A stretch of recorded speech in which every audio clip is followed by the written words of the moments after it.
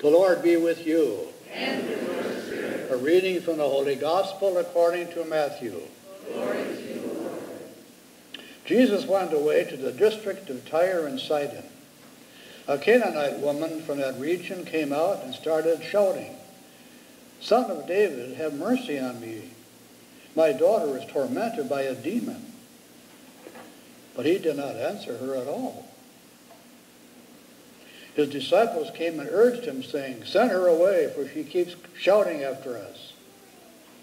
Jesus answered, "I was sent only to the lost sheep of the house of Israel." But the woman came and knelt before him, saying, "Lord, help me." He answered, "It is not fair to take the children's food and throw it to the dogs." And she replied, "Yes, Lord, but even the dogs eat the crumbs that fall from the master's table."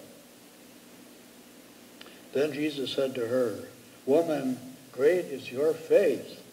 Let it be done for you as you wish." And at once her daughter was healed. The Gospel of the Lord. Praise to you, Lord Jesus Christ.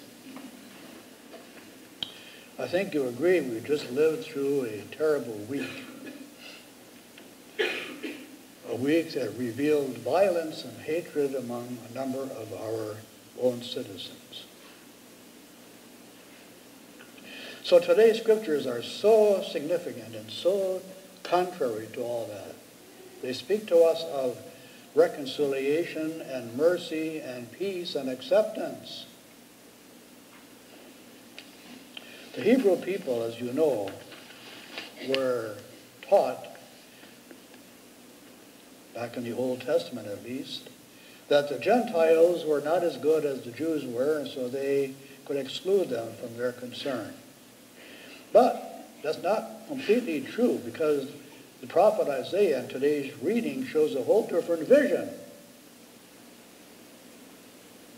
He said the foreigners who join themselves to the Lord, loving the name of the Lord and becoming his servants, I will hold and I will bring to my holy mountain and make them joyful in my house of prayer. For my house shall be called a house of prayer for all peoples. Did you hear that? That's Isaiah in the 6th or 7th century before Christ.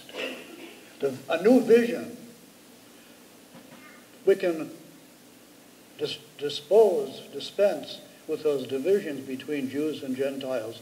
God wants all people to be of one family. Way, way before the time of Jesus. So today's gospel, the first Christians made sure they remembered this story of the gospel that we just heard, because they were faced with a similar issue as we were and are in our society. Matthew's community was nearly all Jews who had converted to Christianity. But more and more Gentiles were also converting. And the Jewish Christians had to deal with their own negative feelings and prejudices against Gentiles, even though they became Christians. They've been taught for centuries that Gentiles were not as good as the Jews. So here's a story from the gospel. And even Jesus had to struggle with this issue. It says in the first line, Jesus left Galilee, where he went over so many people by his preaching and his miracles. They loved him. They loved him.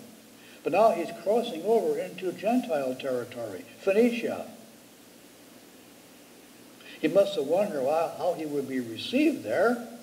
And the first one he meets is this mother who has a daughter who is tormented by a demon, it says. And she begs him to heal her. And Jesus is obviously caught off guard. Where he came from, a woman would never initiate a conversation with a man.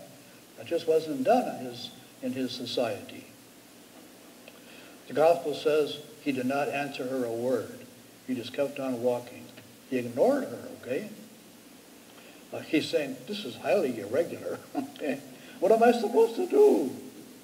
Maybe if I just ignore her, she'll go away. But now the woman falls on her knees And interestingly, Matthew uses the very same verb he used to describe the Magi at the crib, falling on their knees. The very same Greek word. So she falls on her knees just like the Magi did, okay, in front of Jesus. And she says, "Help me, Lord. Help me, Lord." How can you resist a prayer like that or a cry like that? Notice, she doesn't just say, "Help me, Son of David." She says, "Help me, Lord." She names his true identity. Somehow she had a glimpse of his real nature. And Jesus is touched, and he wants to help. But he has one last objection. He says it's not right to take the food of children and throw it to the dogs. Now, dogs was a term the Jewish people used as a term of contempt for the Gentiles. They're a bunch of dogs.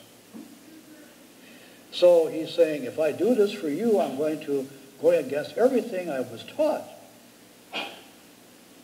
But she comes right back and says, "Lord, even the dogs eat the scraps that fall from the master's table."